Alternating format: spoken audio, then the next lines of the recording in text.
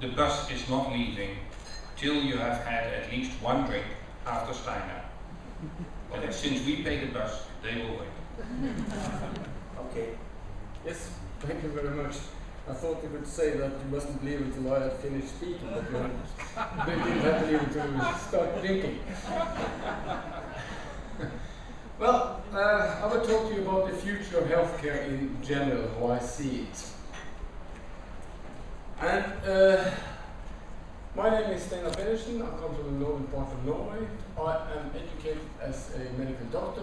Actually, I studied in Leuven in Belgium for 3 years. I used to speak Flemish. I have forgotten all the words, so you have to keep it up with my English. I'm also trained as an ear, nose and throat surgeon. Back in 1993, I founded the Norwegian Center for Telemedicine and e-health. When I dropped out there 3 years ago, there were 110 researchers, and I brought more than 35 of them to their PhD. So then I started on my third career. I'm now working as a consultant on my own company with national and international customers, and I will talk a little bit about the trends, what I've learned, and this is not working when I do like this. Well, sorry, the batteries dropped out. Okay. Sorry. Yep. No, for the beamer. Oh, the beamer is here. Demo. Okay. Yes. And when you listen to me, I want to give you the context. If you go back to 1985, that is about as old as your thank you. Your society is. There was a new word merging, and it was called Internet. That is, we have been a part of this history, all of us. In 1991, there come some 3 W's, www, World Wide Web. The first phone with 3G was in 2001, and in 1995, Microsoft integrated the web into the Windows, and it was booming. But look at this, in 1998 was the first time somebody called the name Google, and in 2004, that is 9 years ago, for the first time the name Facebook came up. And for us now, that's an integrated part of our life. But please, and what you see there is the first menu of internet in Norway. There were news, music, and 2 newspapers. I would also like to put the light on the face that this is a PhD. There's a risk population of 1,000 patients. 250 of them have no symptoms. 85 have symptoms, don't go to the doctor. 500 take care of themselves. 150 goes to the GP, and he sends 13 to the local hospital and 2 to the university hospital. Meaning that the majority of the healthcare system is not up where very specialized patients are. They are living somewhere very, very differently. And then I would like to stress that we are on a turning point. We have a lot of terms, a lot of definitions about telemedicine, telehealth, welfare technology, telecare. These are all merging now. It is about generating, processing, sending, and act based on digital medical information. These are all merging into one group in the years to come. A good example of this is a friend of mine. He's living in Lithuania. He has a company called Yoga. He found that if the door of the house is locked or not, it's a 0 or 1. If the pin is taken out of the box, it's a 0 or a 1. If the light is out or on, it's a 0 or 1. So he had created a platform that covered care for elderly, e-health, e-sport, voice response, how the energy is in the building. And that's a very good way of seeing how things are developing. And then I think here in the Netherlands, supposedly as in Norway, you try for more money, more buildings, more staff. But the biggest challenge is the belief that today's problem cannot be solved in a different manner in the future. And that is what I'm going to talk about. We have to rethink because we are getting older. That is demography from Norway.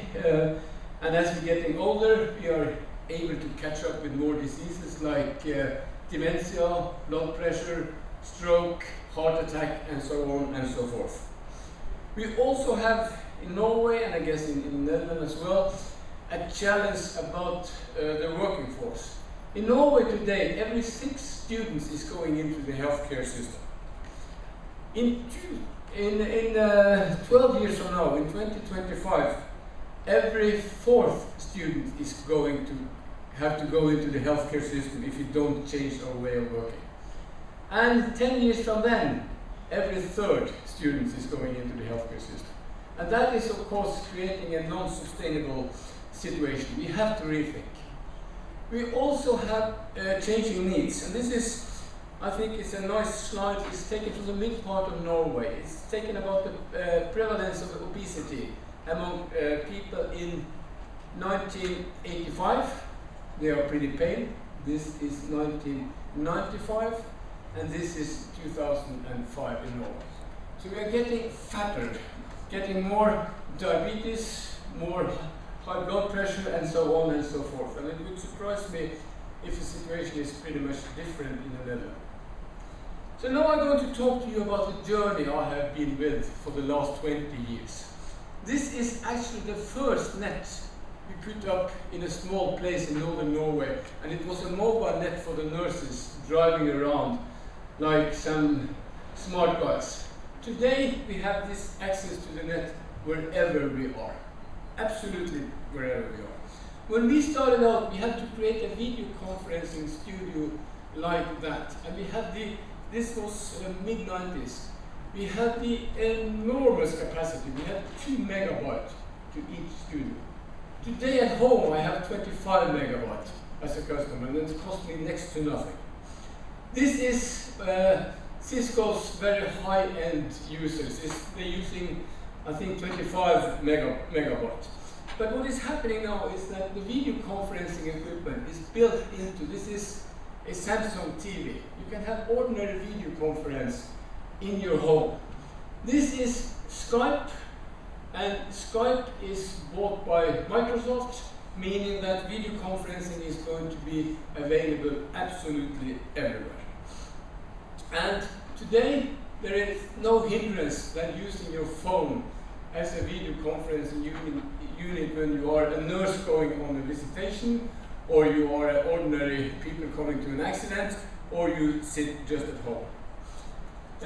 Other services developed in Norway is video conferencing, and you link medical equipment like midwife doing echo Doppler examination and link that to the gynecologist. What we discovered in Norway then was that when the midwives were doing the echo Doppler examination on behalf of the gynecologist all of a sudden said that it is not possible because they could become as good as we are, so this is not a good service. This is how the northern part of Norway with Tromsø 12 hospitals are linked into the same network for radiologists.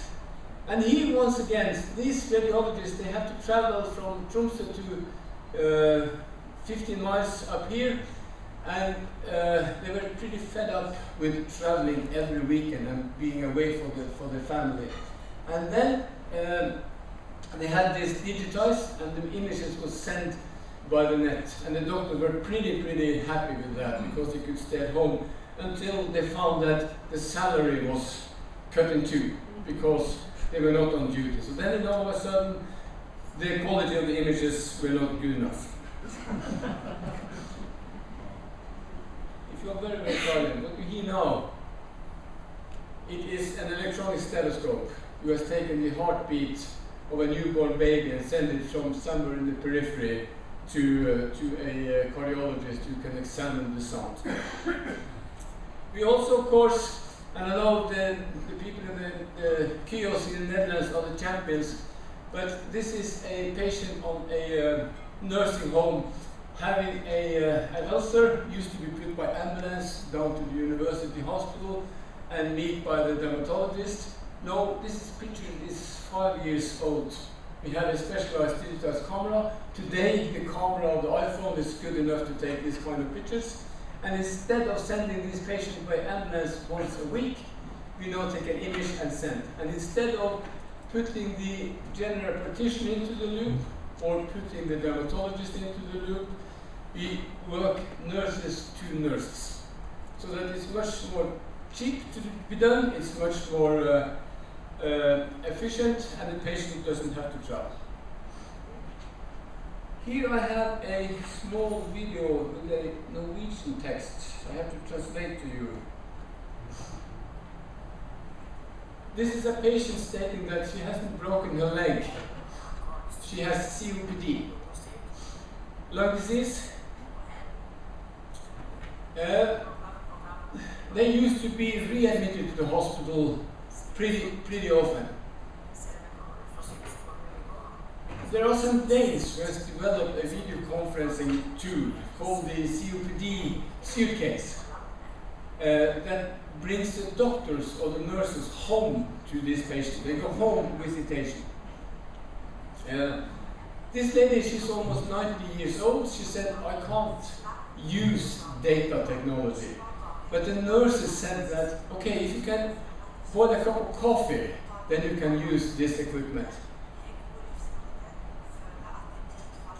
There is a suitcase, and you see the way she's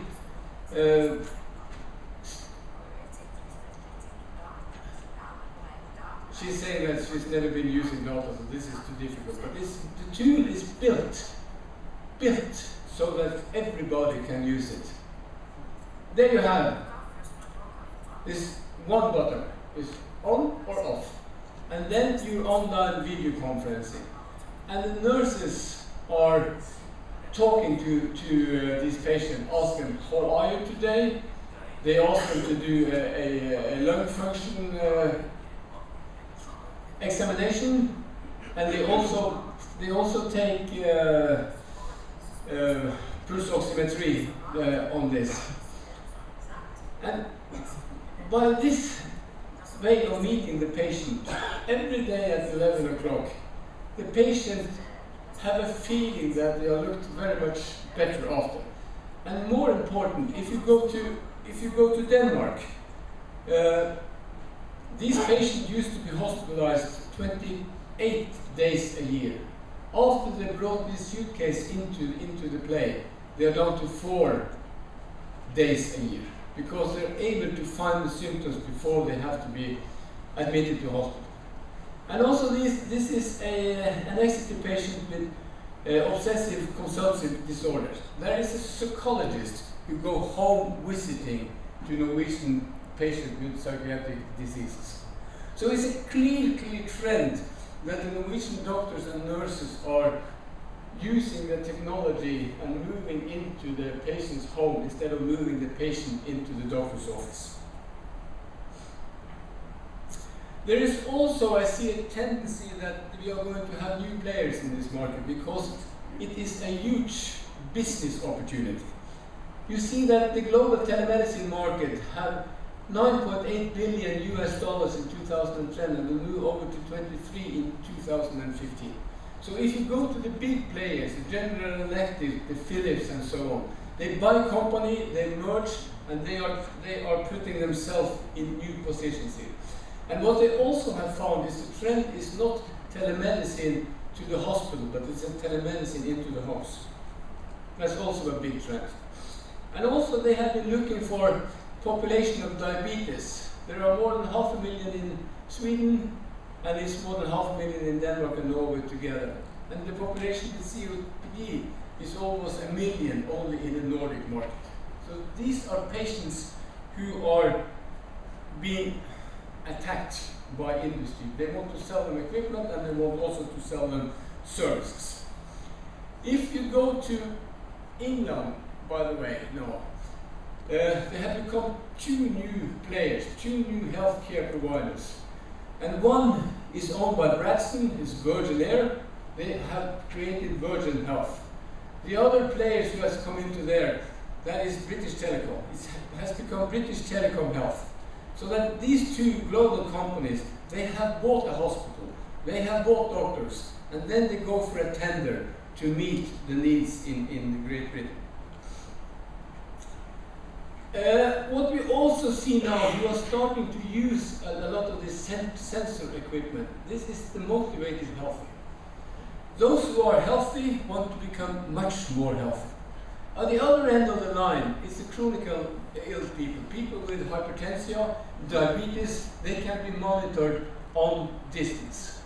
And these are the fitness market, also a huge market where it's a lot of profit for companies to move into.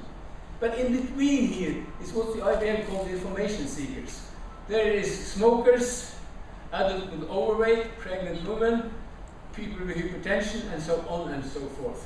And these are, you see the numbers here, there are billions of people that are expected to go on net, either to search for information or for industry to go and sell them information. I like to go to movies because when you go to movies, you see 10 years ahead when it's happening. You can see the animation. And this is, I won't call him my friend, but it's Tom Cruise. It's a Mission Impossible from 1993. I don't know if you remember that. But he had, the first time I saw a video conferencing something on his glasses, and he could talk through the microphone. And that was 10 years before some industries started to work it. I was asked in 2006 for a Norwegian minister to make a picture of how I saw the future, and that was how I saw it. Google, that's where all the information is, and I saw a fiber optic cable into the brain of every person. That was my imagination of how knowledge how we were going to find knowledge and how we were going to integrate knowledge in our daily life. And also when you follow the IBM, they have something they give out once a year, it's called 5 in 5. And that is what they say are the most probable things to happen in the next 5 years. And they also had another service, is that 5 years, after 5 years, in 5 years, they go back and see what did they accomplish. And they are pretty close to accomplish what they say. And what they say in 2011 was that energy is going to be generated in the houses where the people are living. The plumbing, the water, the toilet is going to have a turbine creating the energy you need. Forget about passport, because it's going to be retina scan and voice recognition. Mind reading. Think of the person you wish to call and the phone call there. Could be good, could be very, very bad. Mobile trade and health are going to be common, and they will analyze the technology. They will reserve tickets for you when they see there is a day free and your pop-and favorite is in town. What they say in 2012, last year, it's that you will be able to touch, feel through the phone.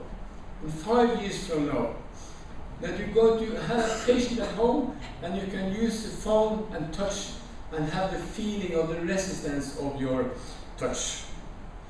A pixel will be worth more than 1,000 words.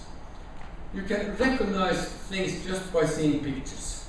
Computers will hear what matters, for instance, earthquake coming up.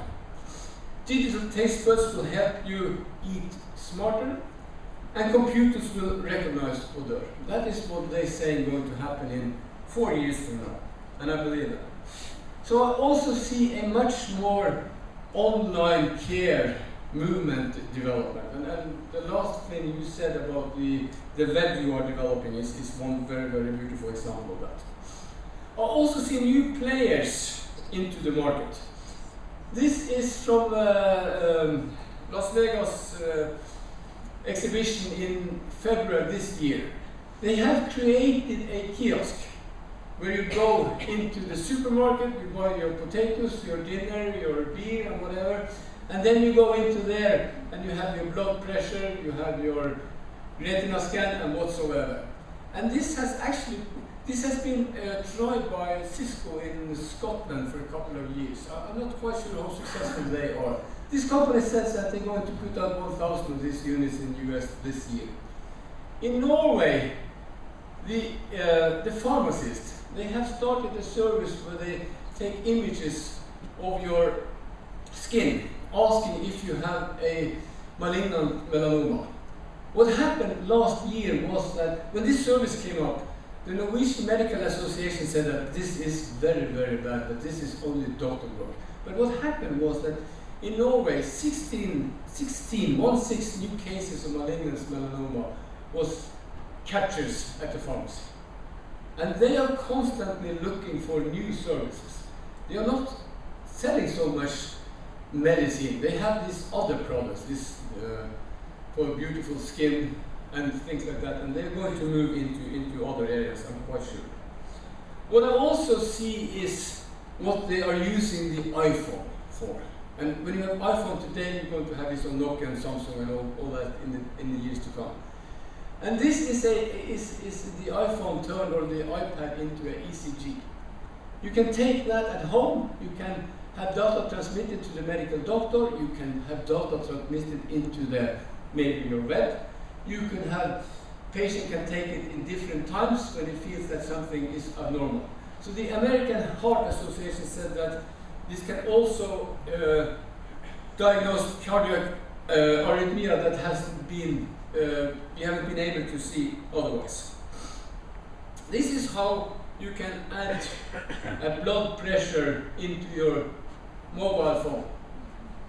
So you just link it as you link it to electricity. And this is 120/80, very, very good. But you can also transmit this service, of course, to a database wherever, or you can put it to your doctor, or you can put it to your friends, whoever you like. But there is a lot of this equipment coming on. In Norway and in England was very, very central. They call it welfare technology.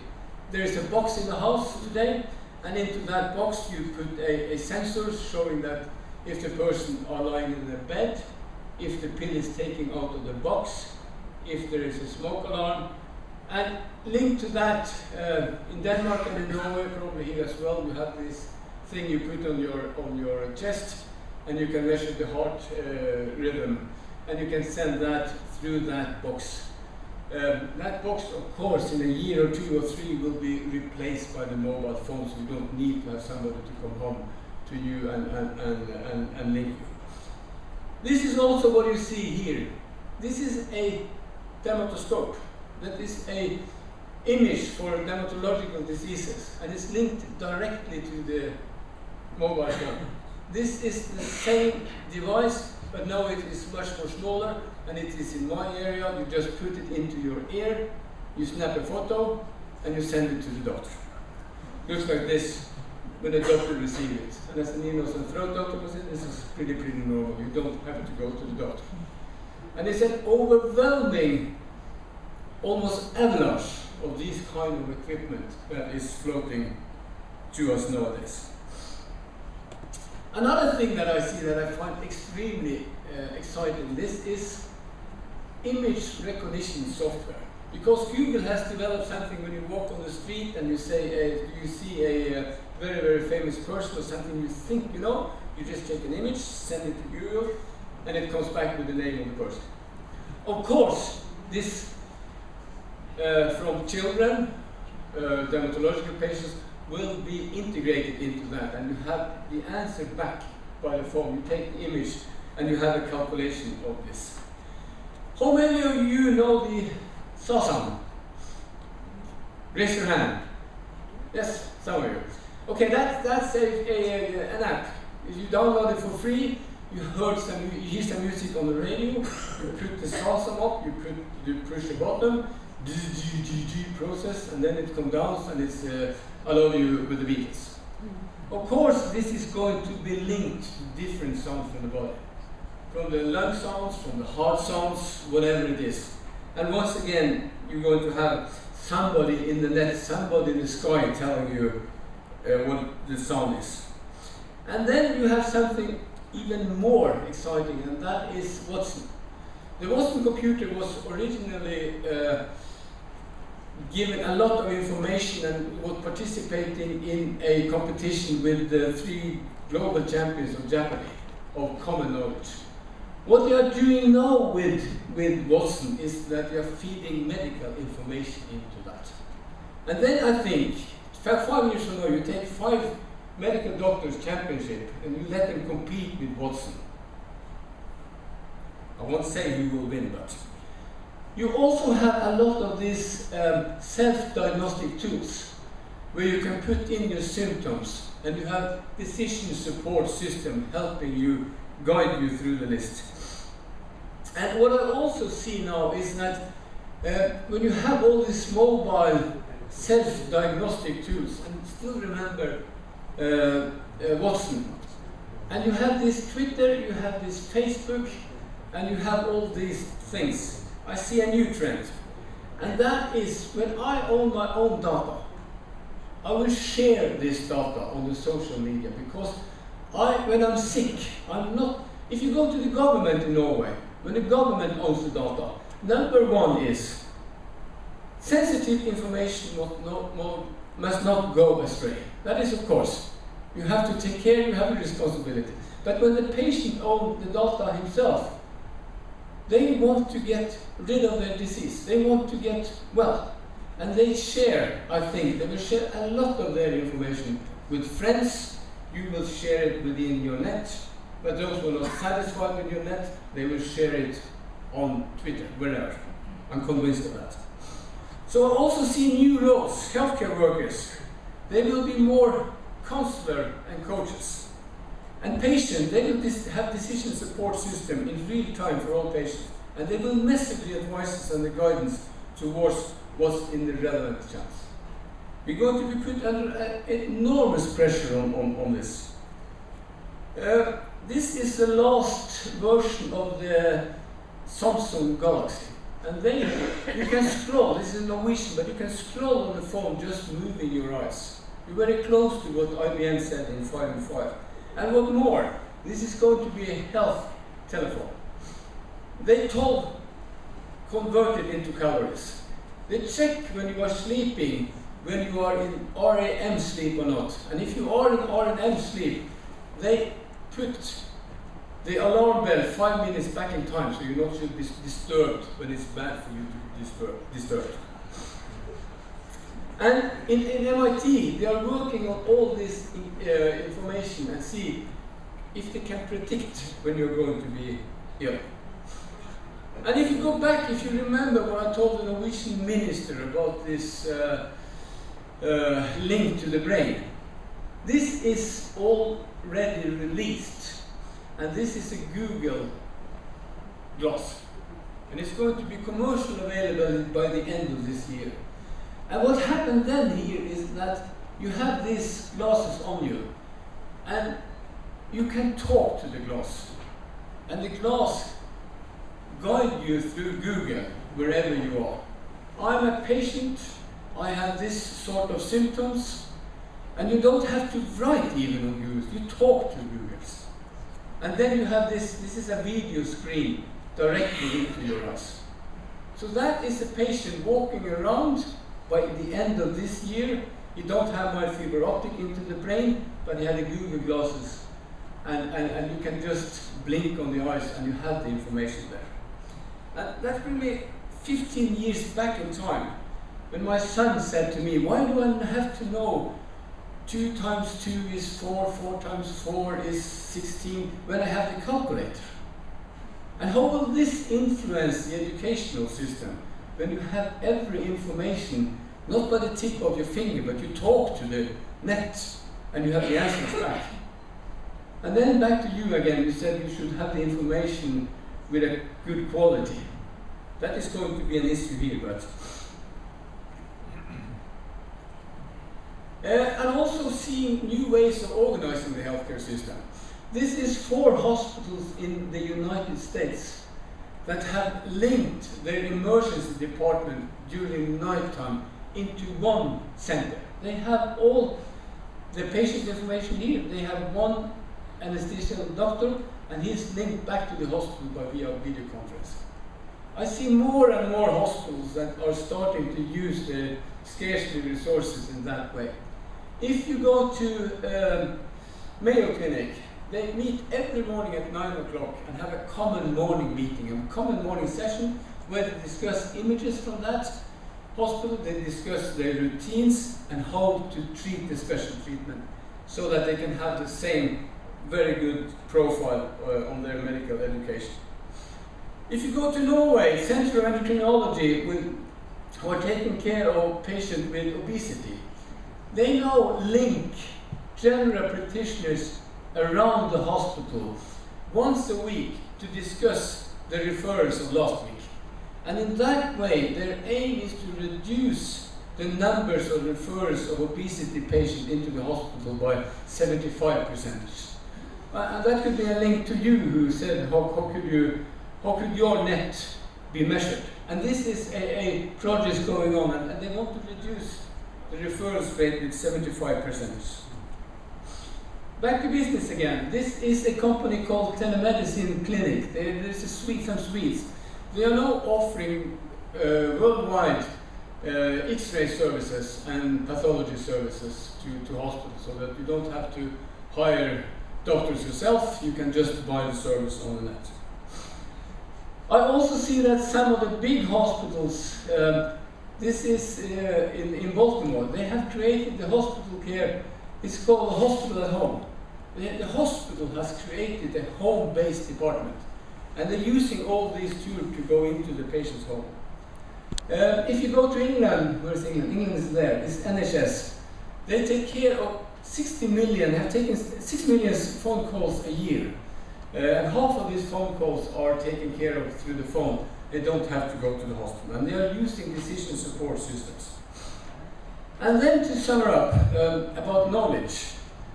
There are all the big prestigious universities in the US and more universities in Europe are putting absolutely all of their lectures on the net.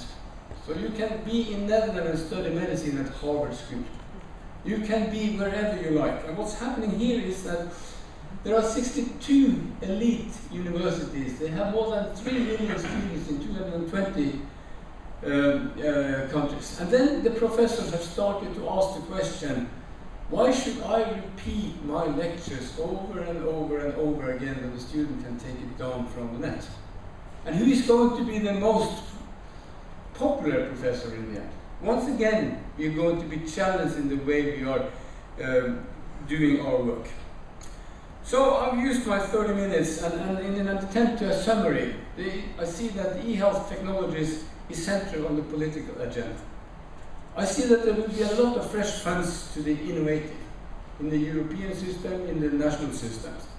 It's easier to create service innovation than to do products innovation, because there are so many people with a lot of money, and there are so many smart guys sitting in the playroom at home. They serve it to us.